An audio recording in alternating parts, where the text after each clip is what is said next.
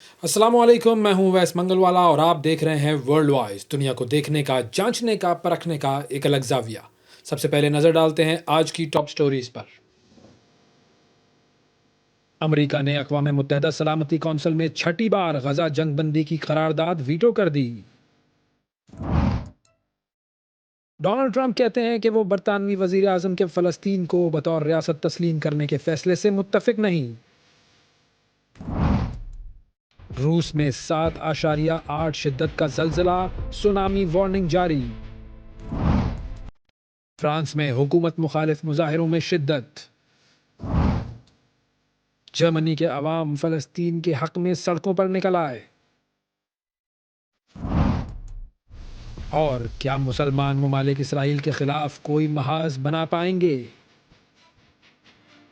Top stories आपने देखी नाजरीन। अब बढ़ते हैं खबरों की तफसील की तरफ और सबसे पहले बात करते हैं अमेरिका की सफाकियत जो है वो एक मरतबा फिर दुनिया के सामने आ गई है और अमेरिका ने दुनिया को बता दिया है कि अमेरिका का अमन से किसी किस्म का कोई वास्ता नहीं है। अमेरिका ने अक़वाम मुत्तहिदा की सलामती कौंसिल में छठी बार गजा जंगबंदी की जो करारदाद है वो वीटो कर दी है और अमेरिकी मीडिया के मुताबिक अमेरिका ने इस करारदाद को वीटो किया, जबकि जो यूएन सलामती कौंसिल में 14 अरकान ने करारदाद की हिमायत में वोट दिया था।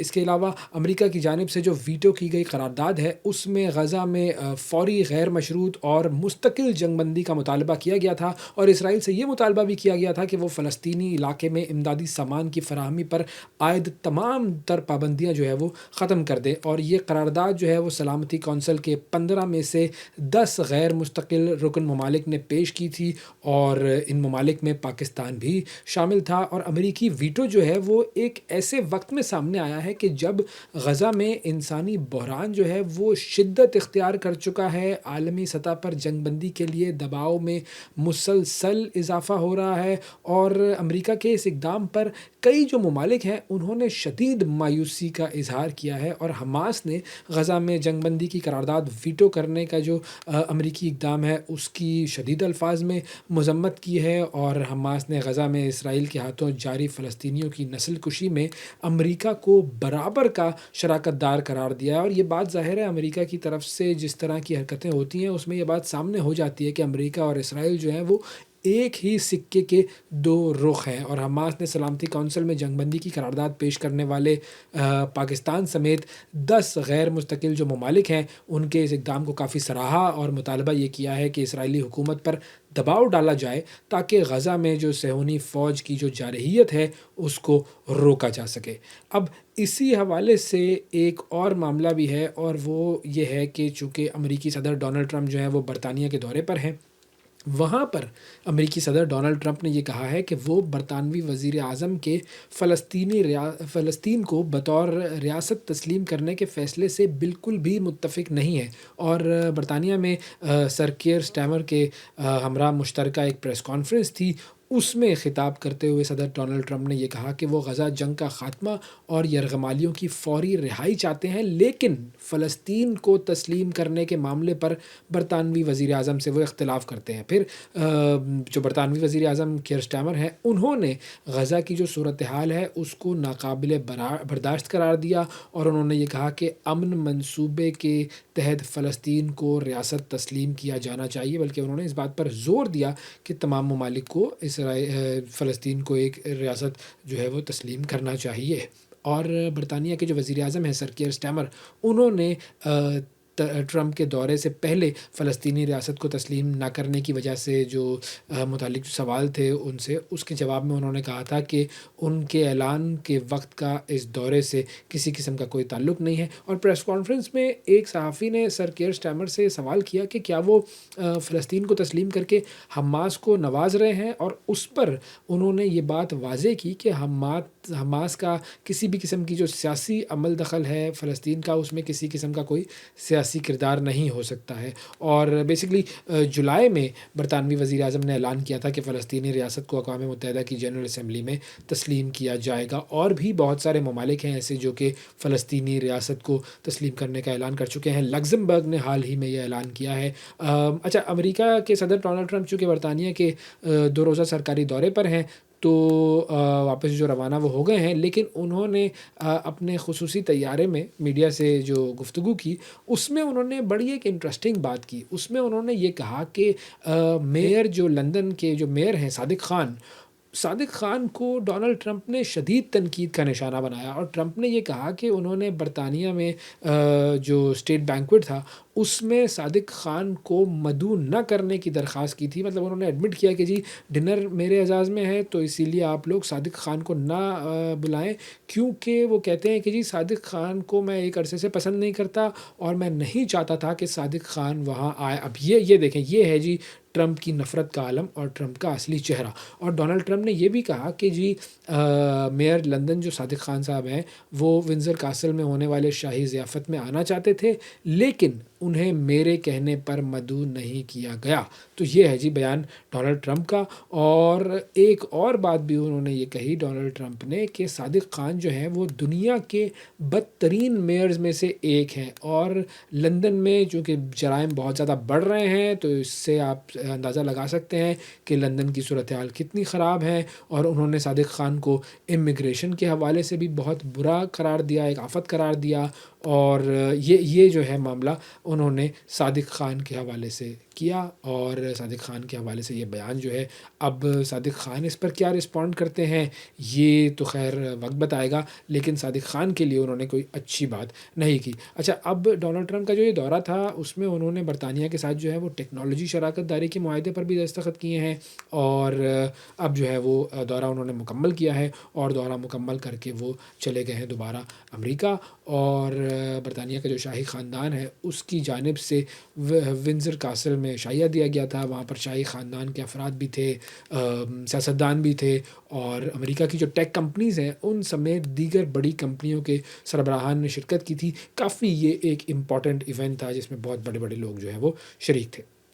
آگے بڑھتے ہیں جی، اور آپ کو لے کر چلتے ہیں روس کی طرف۔ روس کا شہر ہے جی پیٹرو پاولوسک کامچاتسکی، اور یہ جو شہر ہے اس کے گرد و نواح میں 7.8 میگنیٹیوڈ شدت کا زلزلہ آیا ہے، اور اس زلزلے نے پورے علاقے میں سونامی کا خطرہ پیدا کر دیا ہے۔ یہ زلزلہ جو ہے وہ زمین کی سطح سے صرف 10 کلومیٹر گہرائی میں آیا تھا، جو کہ اس زلزلے کو انتہائی خطرناک بناتی ہے چیز۔ اور زلزلے کے بعد جو پیسیفک سونامی وارننگ سینٹر ہے اس کی جانب سے الاسکا کے ایلیویٹن جو جزائر ہیں اس کے لیے سونامی ایڈوائزری جاری کر دی گئی تھی، جو بعد میں خطرے کے ختم ہونے پر واپس لے لی گئی تھی۔ تاہم روس کے جو ساحلی علاقے ہیں اس میں سونامی کی لہریں کسی بھی وقت ٹکرا سکتی ہیں، اور اس کے باعث جو مقامی حکام ہیں انہوں نے ساحلی آبادی کو بلند مقامات پر منتقل کرنے کی ہدایت جاری کر دی ہے۔ اور یہ جو زلزلہ ہے یہ بیسیکلی اسی علاقے میں آیا تھا جہاں پر 30 جولائی کو ایک زلزلہ آیا تھا، وہ 8.8 شدت کا زلزلہ تھا، اور اس نے ہوائی، کیلیفورنیا اور جاپان میں تباہ کن سونامی کی لہریں پیدا کی تھی۔ اور زلزلے کے بعد خدشہ ظاہر یہ کیا جا رہا تھا کہ سونامی کی لہریں چند منٹ سے لے کر 1 گھنٹے کے اندر کسی بھی وقت ٹکرا سکتی ہیں، اور ان کی شدت جو ہے وہ ہر علاقے میں مختلف ہو سکتی ہے۔ اور حکام نے شہریوں کو خبردار کیا ہے کہ وہ کسی بھی حالت میں ساحلی علاقوں کی طرف نہ جائیں، سرکاری اعلان تک وہ بلند مقامات پر رہیں۔ اور ایک اور چیز بھی اعلان کی گئی ہے، وہ یہ کہ کینیڈا، امریکہ یا پھر ہوائی جو ہے اس کے لیے کسی قسم کا کوئی خطرہ ظاہر نہیں کیا گیا ہے، لیکن روس کے جو مشرقی ساحل کے جو علاقے ہیں وہاں پر ایک زبردست قسم کا بہت بڑا الرٹ جو ہے وہ جاری کیا گیا ہے۔ آگے بڑھتے ہیں جی، اور آپ کو لے کر چلتے ہیں اب فرانس کی طرف۔ فرانس میں حکومت مخالف مظاہروں نے شدت اختیار کر لی ہے، اور پیرس سمیت متعدد بڑے شہروں میں عوام جو ہیں وہ سڑکوں پر نکل آئے ہیں۔ اور جو نیوز ہے اس کے مطابق سینکڑوں مظاہرین کے احتجاج کے باعث جو ٹرانسپورٹ ہے، تعلیمی ادارے ہیں اور جو صحت کی سہولیات ہیں وہ بری طرح متاثر ہوئی ہیں، اور ملک کے 250 سے زائد مقامات پر بیک وقت احتجاج ہوا ہے، جس میں پولیس اور مظاہرین کے درمیان جو جھڑپیں بھی کافی ہوئی ہیں۔ اور مظاہرین بیسیکلی چاہ یہ رہے ہیں کہ وہ بیسیکلی حکومت کی پالیسیوں اور مہنگائی کے خلاف نعرے لگا رہے ہیں، اور مختلف جگہوں پر سڑکیں بند ہونے اور پبلک ٹرانسپورٹ معطل ہونے سے جو شہری ہیں وہاں کے ان کو بھی شدید مشکلات کا سامنا ہے، اسپتال جو ہیں وہ متاثر ہوئے ہیں، تعلیمی اداروں کی سرگرمیاں جو ہیں وہ بھی متاثر ہو رہی ہیں، روزمرہ کی زندگی کے بارے میں ہم یہ کہہ سکتے ہیں کہ وہ مکمل طور پر وہاں پر مفلوج ہوئی ہے، اور پولیس حکام کے مطابق ملک بھر میں جو مظاہرین ہیں ان کو قابو میں لانے کے لیے اور امن و امان کو قائم رکھنے کے لیے 80,000 سے زائد اہلکاروں کو وہاں پر تعینات کیا گیا ہے، اور کئی مقامات ایسے ہیں کہ جہاں پر پولیس نے مظاہرین کو منتشر کرنے کے لیے آنسو گیس کا بھی استعمال کیا اور واٹر کینن کا بھی استعمال کیا، لیکن پھر وہ جو احتجاج کرنے والے تھے وہ رکے نہیں، اور اس کے بعد جو ہے وہ مزید احتجاج کرنے والے لوگ سڑکوں پر آئے ہیں، اور جو اینالسٹس ہیں وہ یہ کہہ رہے ہیں کہ یہ جو مظاہروں کا سلسلہ ہے یہ حکومت کے لیے ایک بہت بڑا چیلنج بن گیا ہے، اور اگر مسائل کا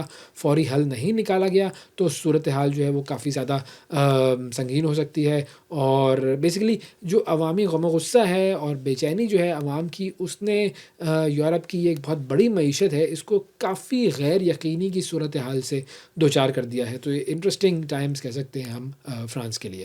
آگے بڑھتے ہیں جی اور بات کرتے ہیں جی ایئر انڈیا حادثے کی۔ کچھ عرصہ پہلے یہ ایئر انڈیا کی فلائٹ کو ایک حادثہ پیش آیا تھا، اور ایئر انڈیا حادثے میں جو ہلاک مسافر تھے ان کے لواحقین نے اب امریکی جو کمپنی ہے اس پر مقدمہ کر دیا ہے، اور یہ مقدمہ جو ہے وہ امریکہ کی جو ریاست ہے ڈیلاویئر اس کی سپیریئر کورٹ میں دائر کیا گیا ہے، اور اس میں امریکی جو طیارہ ساز کمپنی ہے بوئنگ اور ہنی ویل ان کو ذمہ دار قرار دیا گیا ہے، اور ہنی ویل نے وہ بیسکلی فیول سوئچز تیار کیے تھے جس پر حادثے کی وجہ ہونے کا الزام لگایا جا رہا ہے، اور بوئنگ کا جو ہے وہ طیارہ تھا۔ تو مقدمہ جو درج کرانے والے جو 4 درخواست گزار ہیں انہوں نے 2018 کی یہ امریکی فیڈرل ایویشن ایڈمنسٹریشن جو ہے وہ FAA اس کی ایک سفارش کا انہوں نے حوالہ دیا ہے، اور اس میں انہوں نے بوئنگ کے کئی طیاروں میں فیول کٹ آف سوئچز جو ہیں ان کے لاکنگ میکانزم کی جانچ کا کہا گیا تھا، اور جو بھارتی تحقیقات ہیں اس کے مطابق ایئر انڈیا نے یہ معائنہ نہیں کیا تھا۔ تو اب ایئر انڈیا کے طیارے کی جو تحقیقات ہے اس میں یہ بات سامنے آئی تھی کہ طیارے میں جو فیول سوئچز والا جو تھروٹل کنٹرول تھا، وہ جو ماڈیول ہوتا ہے اس کا، وہ 2019 اور 2023 میں تبدیل کیا گیا تھا، اور ساتھ ہی ساتھ یہ بھی کہا گیا تھا کہ وہ تمام لازمی حفاظتی ہدایات جو ہیں ان پر عمل کیا گیا تھا، لیکن بوئنگ جو ہے اس نے اس معاملے پر کسی قسم کا ابھی تک کوئی تبصرہ نہیں کیا ہے، لیکن جو امریکی کمپنی ہنی ویل ہے وہ بھی ابھی تک اس پر اس نے کوئی بھی فوری رد عمل نہیں دیا ہے، اور طیارے کی جو کاکپٹ کی جو ریکارڈنگ تھی اس کے حوالے سے آپ کو میں بتاؤں کہ اس کے مطابق حادثے کے وقت جو پائلٹ ہے اس نے انجنز کو جو جانے والا فیول ہوتا ہے اس کی فراہمی روک دی تھی، اور جو لواحقین ہیں ان کا کہنا یہ ہے کہ سوئچز کا جو مقام ہے وہ ایسا تھا کہ وہ غلطی سے بھی دب سکتے تھے، لیکن جو ماہرین ہیں ان کا کہنا یہ ہے کہ ان کے ڈیزائن کی وجہ سے ایسا ممکن نہیں ہے۔ تو اب دیکھتے ہیں کہ یہ کیا ہوتا ہے اس مقدمے کا، اور بیسیکلی جو بھارتی تحقیقاتی رپورٹ تھی اس میں بوئنگ اور انجن بنانے والی جو کمپنی ہے GE ایروسپیس اس کو ذمہ داری سے بری قرار دے دیا گیا تھا، لیکن کچھ متاثرہ خاندان جو ہیں انہوں نے یہ کہا ہے کہ تفتیش کا زور جو ہے وہ زیادہ تر پائلٹس پر ڈالا گیا تھا، لیکن اصل میں معاملہ جو ہے وہ کمپنی کا ہے جس نے جہاز بنایا ہے جو فیول تھروٹل والے سوئچز بنائے تھے۔ اور اب امریکہ میں دائر ہونے والا یہ اس حادثے سے متعلق پہلا مقدمہ ہے، اور مقدمے میں 4 ہلاک شدگان جو ہیں ان کے جو لواحقین ہیں انہوں نے معاوضے کا بھی مطالبہ کیا ہے، اور بیسیکلی اس حادثے میں مجموعی طور پر 229 مسافر اور 12 عملے کے ارکان اور 19 جو ہے وہ افراد جو زمین پر تھے وہ جاں بحق ہوئے تھے، اور ایک مسافر اس میں جو تھا بہت خوش قسمت تھا، وہ بچ گیا تھا، اور یہ حادثہ جو ہے وہ کافی بڑا حادثہ تھا، اس کے حوالے سے کافی نیوز بھی بنی تھی۔ اب دیکھنا یہ ہے کہ یہ جو مقدمہ ہے اس کے حوالے سے امریکی جو عدالتیں ہیں کب اس کی سماعت کرتی ہیں، اور کب اس کے حوالے سے جو ہے وہ اس کی سماعت کے بعد اس کا فیصلہ سنایا جاتا ہے، کیونکہ ظاہر ہے یہ جو مقدمے ہوتے ہیں یہ کافی زیادہ لمبا ٹائم لگاتے ہیں، اور اس کے حوالے سے جو ہے وہ کافی پھر تحقیقات وغیرہ بھی ہوتی ہیں۔ आगे बढ़ते हैं जी, और प्रोग्राम में आपको अब लेकर चलते हैं जर्मनी की तरफ, जहाँ पर बहुत बड़े-बड़े मुज़ाहरे हो रहे हैं, काफ़ी बड़ी-बड़ी रैलीज़ निकाली जा रही हैं फ़लस्तीन की हमायत में, और जो अवाम हैं उनकी जो डिमांड है, उनका मुतालबा ये है कि इज़राइल पर मुख्तलिफ़ पाबंदियाँ लगाई जाएँ। हमारे साथ शाहिद अमीर साहब मौजूद हैं, जो कि हमारे कॉरेस्पॉन्डेंट हैं, जर्मनी से हमें जॉइन कर रहे हैं। शाहिद, बहुत शुक्रिया आपका, प्रोग्राम में आपने प्रोग्राम के लिए वक़्त निकाला। सबसे पहले मुझे ये बताइएगा कि ये जो जर्मनी में फ़लस्तीन के हक़ में मुज़ाहरे हो रहे हैं, मुज़ाहरों की सूरत-ए-हाल क्या है? कितनी तादाद अवाम की शरीक हो रही है इन मुज़ाहरों में? क्या जज़्बात होते हैं? कुछ बताइएगा प्लीज़। जी अवैस, बहुत शुक्रिया। बिल्कुल पूरे यूरोप की तरह जो है वो जर्मनी में भी मुज़ाहरे किए जाते हैं, और गवर्नमेंट जो है आवाम को ये हक़ देती है कि वो मुज़ाहरे करें, और इन मुज़ाहरों के ज़रिए जो उनका मंशूर है वो पूरी दुनिया तक लेकर आएँ। तो जर्मनी के मुख्तलिफ़ शहरों में मुज़ाहरे हो रहे हैं, पूरे यूरोप की तरह। अगर आपने जज़्बात की बात की है, तो जज़्बात ज़ाहिर है इनके हमदर्दी वाले होते हैं। जो गाज़ा में मौजूद लोग हैं, जो बच्चे हैं, उनका कत्ल-ए-आम हो रहा है, लोग भूख और बीमारी से फ़ौत हो रहे हैं, और साथ-साथ जो है वो शदीद गुस्से वाले इनके जज़्बात भी होते हैं, क्योंकि जो मतवक्के जो रिस्पॉन्स है पूरी दुनिया की तरफ से गज़ा के मज़लूमों के लिए, वो आ नहीं रहा। तो ज़ाहिर है ये इनका जो जज़्बात है वो गुस्से वाले भी होते हैं। सीज़ फायर के जो है वो नारे भी लगाए जाते हैं, और मुख्तलिफ़ किस्म के स्लोगन उठाए जाते हैं। अच्छा, ये जो मुज़ाहरे हैं, ये कहाँ-कहाँ हो रहे हैं और शुरका में कौन लोग शामिल होते हैं? ताल्लुक उनका किन शोबों से होता है? जी, बिल्कुल, ये जो मुज़ाहरे हैं ये जर्मनी के बड़े-बड़े शहरों में होते हैं, बर्लिन, फ्रैंकफर्ट, हैम्बर्ग और म्यूनिख। और इनमें जो है 10,000 तो तकरीबन लोगों की तादाद हो जाती है, लेकिन एक दफ़ा ये भी रिकॉर्ड की गई कि 50,000 के करीब बर्लिन में एक प्रोटेस्ट में लोग शामिल थे, और उसमें फिर पुलिस झड़पें भी हुईं। उसकी काफ़ी फुटेज जो है वो सोशल मीडिया पे वायरल भी हैं। दूसरी जो है, यहाँ इन मुज़ाहिरों में जो है अरबिक फ़लस्तीनी डायस्पोरा शामिल है, जो कि मुख्तलिफ़ ममालिक के लोग होते हैं। फिर यहाँ लोकल कम्युनिटी, यूरोपियन कम्युनिटी के लोग भी शामिल हैं। तलबा और तलबा तंज़ीमें शामिल होती हैं। बाएँ बाजू की जो सियासी पार्टियाँ हैं उनके लोग होते हैं।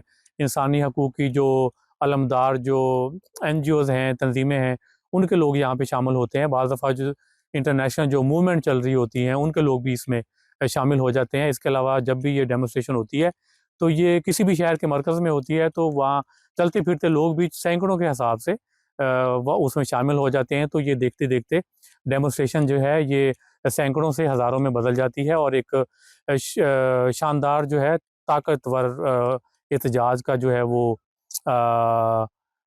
मुज़ाहरा किया जाता है। काफ़ी बड़ी तादाद में लोग शामिल हो जाते हैं। शायद ये भी बताइएगा कि जो मुज़ाहिरीन हैं, वो बेसिकली जर्मनी की हुकूमत से मुतालबा क्या कर रहे हैं? जी, बिल्कुल, इसमें तो कोई ढकी-छुपी बात नहीं है कि मुज़ाहिरीन के मुतालबात क्या होते हैं। सीज़ फायर के मुतालबात होते हैं, जो है गज़ा में मज़लूम, और वहाँ उनको खाने-पीने की अशिया मुहैया की जाएँ, उनको दवाइयाँ मुहैया की जाएँ, और इंसानी हकूक़ के तहफ़्फ़ुज़ जो हैं, इस तरह के जो मुतालबात हैं वो होते हैं। उसके अलावा हथियारों की फ़रोख्त पर पाबंदी का मुतालबा किया जाता है। ये मुतालबा किया जाता है कि यूरोपीय यूनियन जो है वो एक टू स्टेट पीसफुल सॉल्यूशन जो है वो ढूँढे, और दोहरी पॉलिसी ना अपनाए, और जो है बिल्कुल वाज़ेह पॉलिसी होनी चाहिए, और अवाम की मदद करनी चाहिए जो वहाँ पर गाज़ा में मौजूद हैं। इस तरह के जो है वो मुतालबात होते हैं। ज़ाहिर है सबसे बड़ा जो मुतालबा है वो है सीज़ फायर का।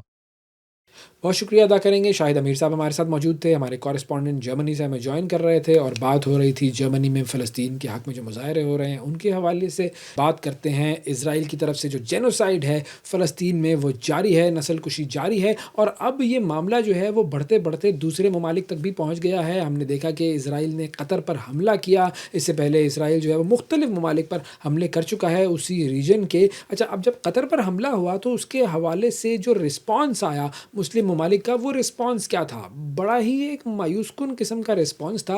मुस्लिम ममालिक ने एक कॉन्फ्रेंस की, एक मीटिंग की, और एक मज़म्मती एलामिया जारी कर दिया। अच्छा, अब ये जो मज़म्मती एलामिया है, ये इज़राइल का क्या बिगाड़ सकता है? सबसे बड़ा सवाल ये है। और ईरान ने इसी हवाले से एक बयान दिया, ईरान की तरफ से बड़ा अहम बयान आया कि जो मुस्लिम ममालिक हैं, उन्हें एक जॉइंट ऑपरेशन रूम बनाना चाहिए, ताकि वो एक मुकम्मल स्ट्रैटेजी बनाएँ इसराइल के ख़िलाफ़, اور اسرائیل کو جواب دے سکیں وہ جو کچھ بھی کر رہا ہے. اس حوالے سے ہم بات کریں گے. حامد خان المشرقی صاحب ہمارے ساتھ موجود ہیں, سینئر انالسٹ ہیں, انٹرنیشنل افیئرس پر بات کرتے ہیں اور کافی زیادہ گہری نظر رکھتے ہیں ان تمام معاملات پر. السلام علیکم سر.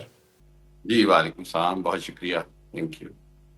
بہت شکریہ مشرقی صاحب, آپ نے وقت نکالا پروگرام کے لیے. سب سے پہلے میں چاہوں گا کہ ہم ذرا اس بیک گراؤنڈ کو سمجھیں. دیکھیں, جب ایران پر اسرائیل نے حملہ کیا تھا تو ایران نے فوری طور پر اسرائیل کو اس کا جواب دیا تھا. تو قطر جو ہے وہ کیوں اس طرح کا جواب نہیں دے سکا؟ دیکھیے, دو باتیں ہیں اس کے اندر. ایک تو ہمیں یہ سمجھنا ہوگا کہ قطر کے اوپر جو حملہ ہوا وہ انتہائی غیر متوقع تھا, اس کی کسی کو بھی امید نہیں تھی. اور دوسری بات یہ ہے کہ ایران اور اسرائیل کا تنازع تو کئی دہائیوں سے چل رہا ہے, اور اس کے اندر بہت سارے اور فیکٹرز ہیں. حزب اللہ کا فیکٹر بھی ہے, فلسطین میں حماس کی بھی ہے, سیریا میں بھی ہے, اور پوری دنیا کو یہ اندازہ تھا کہ جہاں امریکہ اور ایران کا جو تصادم ہے وہ دراصل اسرائیل اور ایران کا تصادم ہے, اور ایران کی بھرپور تیاری بھی تھی اس حوالے سے کہ کس طرح اس کو جواب دینا ہے. جبکہ قطر کی جانب سے یہ تھا کہ قطر کا تو مقصد یہ تھا کہ جی اس کی جو حفاظت ہے یا سارا کچھ ہے وہ تو امریکہ کر رہا ہے, اور گویا قطر پہ حملہ جو ہے وہ تو امریکہ پہ حملہ ہوگا. اور اس حوالے سے قطر کا جو ایٹیچیوڈ تھا یا قطر کی جو تیاری تھی یا قطر کی جانب سے جو متوقع اقدام تھا وہ بھی امریکہ نے کرنا تھا, اور امریکہ کسی بھی حالت میں اسرائیل کو تو نہیں جوابی کارروائی کرے گا. سو اس کی ایک تو بنیادی وجہ یہ ہے. دوسری وجہ یہ ہے کہ ہم اگر اس کو بڑا غور سے دیکھیں تو قطر یہ بہرحال کسی بھی طرح نہیں چاہتا کہ جنگ بہت بڑی ہو. دیکھیں, قطر ایک بہت چھوٹا ملک ہے رقبے کے اعتبار سے, دولت کے اعتبار سے ٹھیک ہے, جیوگرافیکلی وہ بہت زیادہ بمباری برداشت نہیں کر سکتا. ایران جو ہے وہ کئی گنا بڑا ملک ہے, اور اس کو تباہ کرنا یا اس کی بمباری کرنا جو ہے وہ بہت مشکل ہے. جبکہ قطر کے پاس چھوٹا جغرافیہ ہونے کی وجہ سے بہت سارے سینسیٹیو معاملات ہیں. سو اس حوالے سے فوری جوابی کارروائی کے لیے تو میں سمجھتا ہوں کہ بہت مشکل تھا, اور ایران کے اوپر جو ہے وہ ایک پوری فل فلیج وار یعنی جنگ مسلط کی گئی. ایک ایسی جنگ تھی جو کئی دن تک جاری رہی, اور وہ پہلے دن سے پتا تھا کہ اگر ایران جوابی کارروائی نہیں کرے گا تو مزید بمباری ہوگی اسرائیل کی طرف سے. اچھا, اب جو ایرانی سپریم نیشنل سیکیورٹی کونسل کے جو سیکرٹری ہیں علی لاریجانی, ان کا مسلم ممالک سے اسرائیل کے خلاف ایک مشترکہ آپریشن روم بنانے کا مطالبہ سامنے آیا. یہ کتنا پریکٹیکل ہے اور کتنی اہمیت رکھتا ہے یہ بیان؟ دیکھیے, بات یہ ہے کہ دنیا میں نا دو طرح کی باتیں ہوتی ہیں جنگی اعتبار سے, اسٹریٹجی کے اعتبار سے. ایک ہوتی ہے پریکٹیکل اپروچ, اور ایک ہوتی ہے ڈیزائریبل اپروچ, یعنی خواہش کیا ہے آپ کی اور عملی طور پر کیا ہو سکتا ہے.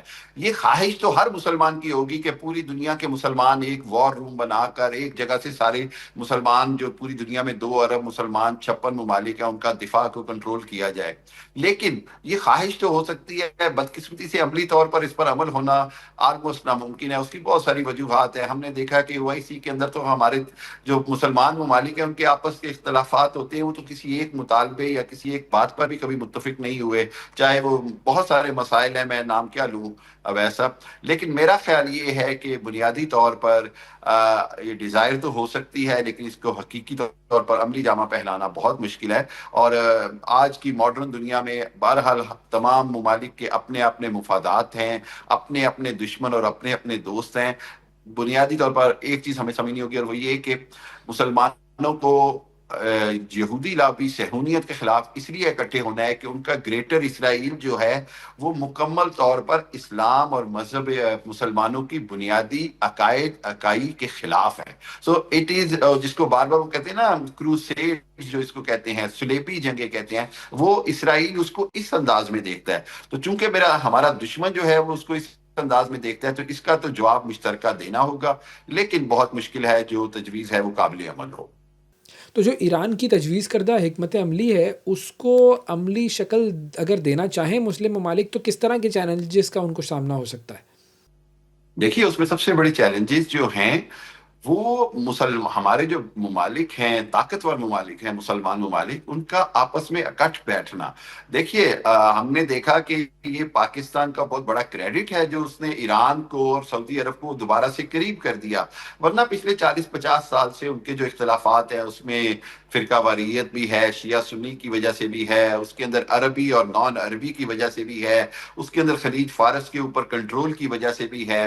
تو یہ ایران اور سعودیہ کی ایک ایگزامپل دے رہا رہا ہوں میں. اسی طرح عرب ممالک کے اندر آپ نے دیکھا کہ قطر اور سعودیہ کے تعلقات کتنے خراب ہوئے چند سال پہلے, یو اے ای قطر کے تعلقات خراب ہوئے. اچھا اس کے بعد ہم باہر آ جائیں تو پاکستان بنگلہ دیش کے حالات بھی اتنے اچھے نہیں تھے حسینہ واجد کے وقت. پھر اسی حوالے سے اگر ہم اور اسپیکٹرم کو بڑھائیں تو ترکی کے تعلقات سعودیہ سے ٹھیک نہیں. سو مسلمان ممالک کے اپنے اپنے مفادات ہیں, اپنے اپنے ان کے ٹارگٹس ہیں, ان کے اپنے اپنے مقاصد ہیں. اور اس کے بعد پھر بدقسمتی سے جہاں کئی جگہ پہ جمہوریت ہے, کئی جگہ پہ بادشاہت ہے, کئی جگہ پہ ڈکٹیٹرشپ ہے, تو خلافت تو ہے نہیں کہیں پہ. سو یہ ساری صورتحال جو ہے یہ انتہائی چیلنجنگ ہے کہ اگر میں اس کو کسی بھی طرح دیکھوں کہ کیا مسلمان ممالک ایک جگہ پر بیٹھ کر کوئی ڈاکٹرائن بنا سکتے ہیں, کوئی کنٹرول روم بنا سکتے ہیں. دیکھیں نیٹو کی بار بار بات کی جاتی ہے آج بھی اور ہمیشہ سے کی جا رہی ہے. تو نیٹو جو ہے وہ جو ہے یورپ اور امریکہ نے دوسری جنگ عظیم کے بعد کے ایکسپیرینسز کے بعد بنائی گئی. آپس میں یہ بھی پہلے دشمنی تھی, یورپ سارا پہلے دشمن تھا, فرانس, جرمنی, انگلینڈ, یہ آپس میں ان کی دشمنیاں تھیں. سو میرا نہیں خیال کہ مطلب ہم نے اگر ریالٹی دیکھیں تو مسلمان امت کے لیے اس طرح کا ایک بنانا بہرحال بہت مشکل ہے, اور اگر بنایا جائے تو عظیم آئیڈیا ہے, لیکن اس کے لیے ایک بڑی امپورٹنٹ چیز چاہیے, اور وہ ہے global Muslim leadership. I am very sorry, کون لیڈرشپ لیڈ کرے گا اس کو؟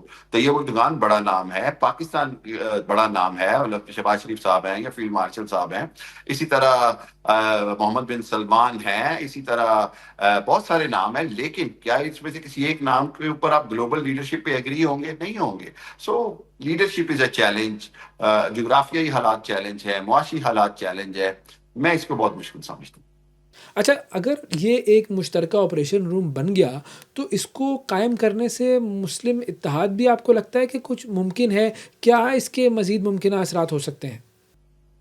دیکھیے وہ جو انگریزی میں ایک لفظ ہوتا ہے ویسا ifs and buts, تو ifs and buts میں تو یہ بہت آئیڈیل ہے کہ جی بہترین ہو جائے کہ اگر یہ اتحاد ہو جائے تو شاید ہم پوری دنیا پہ دوبارہ اپنا کھویا ہوا مقام حاصل کریں اور ہمارا جناب بڑا نام بن جائے. لیکن بہت مشکل ہے. میں اس کو تھوڑا امپریکٹیکل سمجھتا ہوں. اس کے مقابلے میں میری ایک تجویز جو پچھلے کئی سالوں سے میں دے رہا ہوں وہ یہ کہ جس طرح ویسٹرن ورلڈ نے گریٹ 8 یعنی G8 بنا لی, اس طرح ہم دنیا کے 8, 7 یا 10 ممالک, مسلمان ممالک مل کر M8 بنا سکتے ہیں, مسلم 8 کی طرح سے, جس کے اندر 7, 8 یا 10 طاقتور مسلمان ممالک مثلا پاکستان, مصر, سعودی عربیہ, یو اے ای, ایران, ترکی, انڈونیشیا اور یہ کوئی 7, 8 ممالک طاقتور, قطر مل کر بنا لیں, اور پھر یہ مسلمانوں کی ایک نمائندہ پلیٹ فارم بن جائے باقی 54 مسلمان ممالک کی بھی. تو شاید یہ 8 ممالک مل کر اگر کوئی ایک ایجنڈے پہ اکٹھے ہو جائیں,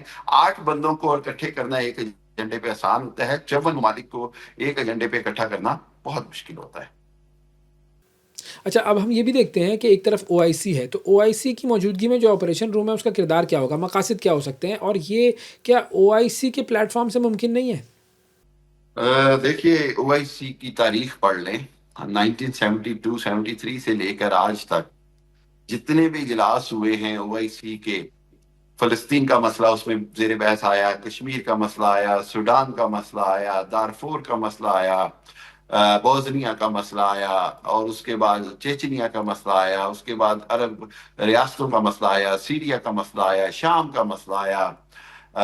میں آپ کو کیا مثال ہے, ان سب میں سے کوئی ایک مسئلہ ایسا ہے جس پہ OIC نے کوئی ایک مشترکہ موقف اپنایا ہو, کوئی ایک مشترکہ پالیسی آئی ہو جس پہ عمل کیا گیا ہو, کوئی ایک مشترکہ لائحہ عمل آیا ہو. سو بدقسمتی سے OIC تو زیادہ تر جو ہے وہ ویسا فارسی میں کہتے ہیں گفتن نشستن برخاستن, یہی رہی ہے. سو OIC از نیور افیکٹڈ اور افیکٹو مور اور لیس. تو یہ مطلب فینٹیسی یا خیالی دنیا میں تو میں اس کو شاید مان لوں آپ کی بات, لیکن میں اس کو اس انداز میں کسی بھی انداز میں حقیقت بنتے نہیں دیکھ سکتا یا دیکھ رہا. خوشی ہوگی, مطلب I'm saying شاید یہ دنیا میں مسلمانوں کی سب سے بڑی خوشی ہو, لیکن موجودہ حالات میں اگر مسلمان اپنا جس انداز میں اکٹھے ہو رہے ہیں، اور اگر ہم جس طرح پاکستان سعودیہ کا پیکٹ ہوا ہے ہو سکتے ہیں، اگر اس انداز کی بھی ایگریمنٹ اچیو کر لی جائیں تو میرا خیال ہے ویسا مسلمان بہت بڑی طاقت بن جائیں گے. اگر 54 ممالک اکٹھے نہ ہوں، او آئی سی کا پلیٹ فارم نہ یوز ہو، بلکہ چند ایک ممالک مل کر آپس میں ایک دوسرے کے ساتھ بھی اگر دفاعی معاہدے کریں تو پوری جو دشمن ملک ہیں یا اسلام یا امت دشمن طاقتیں ہیں ان کو ایک بڑا اسٹرانگ میسج چلا جائے گا. جو عرب ممالک ہیں ان کی طرف سے اس تجویز پر کس طرح کا رد عمل آپ کو لگتا ہے کہ وہ کس طرح کا رد عمل دیں گے؟ کیا توقع ہے آپ کی؟ دیکھیے، میں ابھی اسٹڈی کر رہا تھا، کوئی ایسا رد عمل نہیں آیا، اور میں نہیں سمجھتا کہ انہوں نے اس کو کوئی اتنا ویٹیج دیا ہے، کوئی اس کو وزن دیا ہے، کوئی اس کو کنسیڈر کیا ہے. اس کی بنیادی وجہ یہ ہے کہ وہ یہ سمجھتے ہیں کہ شاید ایک اعتماد سازی کا فقدان ہوتا ہے، کہ شاید اس کے اندر ایران کا کوئی اپنا فائدہ ہے، ہمیں اس میں کیا فائدہ ہے. ہم جو بار بار میں بات کر رہا ہوں کہ سب کے اپنے اپنے مفادات ہیں، سب کے اپنے اپنی ترجیحات ہیں، سب کی اپنی اپنی جغرافیائی حقیقتیں ہیں، اور سب کی اپنی اپنی ریاست کی حکومت چلانے کی حقیقتیں ہیں. اس حوالے سے میں نہیں سمجھتا کہ عرب ممالک کی طرف سے کوئی ایسا رد عمل آئے گا، ایون وہ اس کو بہت بڑا کوئی وزن دیں گے. اچھا، اب ایک اور بڑا اہم معاہدہ ہوا ہے پاکستان اور سعودی عرب کے درمیان، یہ جو ایک بڑا دفاعی معاہدہ ہوا ہے، وہ معاہدہ جو ہے وہ آپ کے خیال میں کتنا اہم ہے، کیا ہے، اور کس طرح سے دونوں ممالک ایک دوسرے سے تعاون کریں گے؟ دیکھیے، انتہائی اہم معاہدہ ہے، انتہائی مبارکباد کے مستحق ہیں دونوں ممالک، دونوں برادر ممالک. اور میں یہ سمجھتا ہوں کہ مجھے ایسے لگا کہ وہ جو علامہ اقبال کا شعر تھا، ایک ہو مسلم حرم کی پاسبانی کے لیے نیل کے ساحل سے تاب خاک کاشغر، اس کا ایک عملی منصوبہ اور عملی نمونہ نظر آیا مجھے. اب دیکھنا یہ ہوگا کہ اس معاہدے کے بعد اس کے اندر آنے والے چیلنجز سے کیسے نپٹا جاتا ہے. اس کے اندر وہ جو معاہدہ جب ہوتا ہے تو اس کا مطلب یہ ہوا کہ پاکستان مکمل طور پر ایک طرح سے وہاں کی ایئر سپیس کا کنٹرول بھی سنبھالے. کیونکہ سعودی عرب کی جہاں ہم نے ٹریننگ دینی ہے، وہاں پر جنگ کی حالت میں ہمارے پاس اپنے وہاں پر افواج اور ایئر فورس اور ٹروپس ہونے ضروری ہیں. دوسری جانب سعودی عرب میں مکمل طور پر کافی حد تک فائنینشلی ہماری بھی سپورٹ کرے. اس معاہدے کا عملی جامہ جو ہے وہ انشاءاللہ بہت اچھی صورت میں نکلے گا دونوں ممالک کے لیے. اور اسی لیے انڈیا میں صف ماتم ہے. اسرائیل جو ہے وہ انگشت بدنداں ہے، خاموش ہے، اور وہ جو ان کا منصوبہ تھا کہ فوری طور پر شاید سعودیہ پر یا نیوم سٹی پر یا ایسی جگہوں پر حملہ کیا جائے گا، اب وہ منصوبہ بھی ان کا خاتمے مل گیا ہے. اور تیسری بات یہ ہے کہ باقی عرب ممالک کے لیے ایک بہت بڑی اپرچونٹی ہے کہ اس طرح کا معاہدہ پاکستان کے ساتھ کریں اور پاکستان کو زیادہ سے زیادہ مضبوط کریں، تاکہ پاکستان ان کی حفاظت کی ذمہ داری ہو اور ضمانت ہو. پاکستان نے بنیاد مرصوص اور مارکہ حق میں جس طرح بھارت کو دھول چٹائی، زمیں بوس کیا، اس کے بعد بلا شبہ پاکستان خطے کی سب سے ابھرتی ہوئی طاقت ہے. اور پاکستان اور سعودی عرب جو ہیں وہ اسرائیل کے خلاف بلاک بنانے میں کیا کوئی کردار ادا کر سکتے ہیں آپ کے خیال میں؟ دیکھیے، بہت بڑا میسج چلا گیا اسرائیل کو اور اسرائیل کے حواریوں کو، چاہے وہ امریکہ ہو، یورپ ہو یا انڈیا ہو، کہ مسلمانوں نے اب فیصلہ کیا ہے کہ اپنا دفاع اپنے ہاتھ میں لیں گے، اور امریکہ پر یا نیٹو پر یا کسی بھی غیر مسلم طاقت پر اب وہ بھروسہ نہیں کر سکتے. اور یہ وہ ایک ایسا پیغام گیا ہے جس نے میں سمجھتا ہوں امریکہ میں بھی تھرتھلی مچا دی ہے، اسرائیل میں بھی ایک صف ماتم ہے، اور انڈیا میں بھی صف ماتم ہے.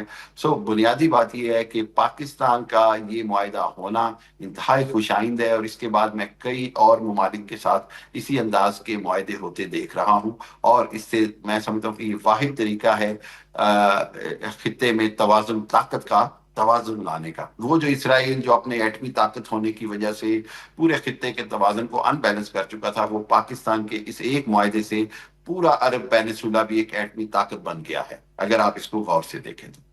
بہت شکریہ ادا کریں گے. حامد خان المشرقی صاحب ہمارے ساتھ موجود تھے اور بات ہو رہی تھی کہ کس طریقے سے مسلم امہ ایک بلاک بنا کر اسرائیل کے خلاف ایک جامع حکمت عملی بنا کر کوئی ایکشن لے سکتی ہے. اور اب ناظرین ہم چلتے ہیں برطانیہ کی طرف، جہاں پر اب امیگرینٹس کے خلاف ایک اور معاملہ شروع ہوا ہے، اور کئی کمپنیز ایسی ہیں جن پر حکومت نے بین لگا دیا ہے کہ وہ فارن ورکرز کو اپنی کمپنی میں ملازمت نہ دیں. نوید عالم صاحب ہمارے ساتھ موجود ہیں، ہمارے کورسپونڈنٹ. جی نوید، بتائیے گا یہ کیا معاملہ ہے؟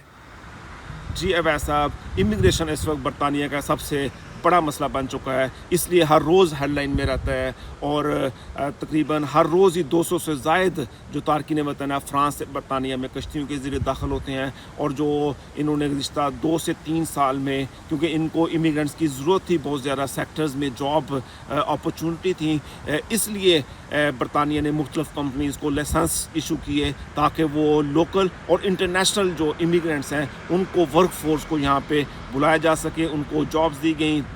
اب لوگوں نے اس کا مس یوز کیا، جو ہوم آفس کا جو ڈیٹا ایشو ہے اس کے مطابق 2000 سے زائد کمپنیز کے لائسنس کینسل کر دی گئی ہیں، وہ اس کے جو ٹرمز اینڈ کنڈیشن تھی اس پر پورا نہیں اترے، اور دوسری طرف جو 2000 تقریباً، اس سے آپ یہ اندازہ لگا سکتے ہیں، تقریباً 6 سے 7 ہزار جو ویزا ہولڈرز تھے ان کا بھی جو سچویشن ہے وہ ورسٹ ہو گیا، کیونکہ جو ہی لائسنس کینسل ہوتا ہے، لائسنس کینسل ہوا تو اس کا مطلب یہ ہے کہ آپ اس ملک میں، وہ آپ کو بھی ایک نوٹس ایشو ہوتا ہے جس میں ہوم آفس کہتا ہے کہ 60 ڈیز کے اندر اندر یہ ملک چھوڑ دیں یا آپ نیا ایک اسکل ورکر ویزا ڈھونڈیں۔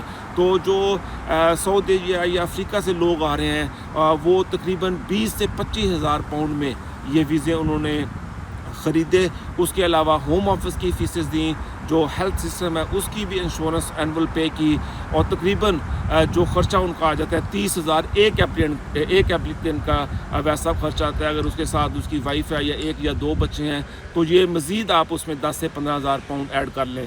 تو اسی وجہ سے لوگ بھی کافی پریشان ہیں، لیکن جن لوگوں نے جو لائسنس کو مس یوز کیا ہے وہ ان کو نہ تو جرمانے کیے گئے، صرف لائسنس ایشو کیا گیا ہے، اور اس کے بعد انہوں نے لوگوں کو بلا لیا۔ اب لوگ یہ بھی کہہ رہے ہیں کہ جن لوگوں کے ویزا منسوخ ہوئے ہیں ان کے لیے کوئی نرم قوانین بنائے جائیں۔ جی بہت شکریہ ادا کریں گے، نوید عالم صاحب ہمارے ساتھ موجود تھے۔ جو لوگ برطانیہ جانا چاہ رہے ہیں ملازمتوں کے حوالے سے، وہ ذرا سن لیں یہ بات کہ اب دروازے جو ہیں وہ کافی زیادہ بند ہو چکے ہیں اور مزید بند ہونے جا رہے ہیں۔ ناظرین، آج کے پروگرام میں اتنا ہی، آپ سے اگلے پروگرام میں پھر ملاقات کریں گے، اس وقت تک کے لیے اجازت دیجیے، اللہ حافظ۔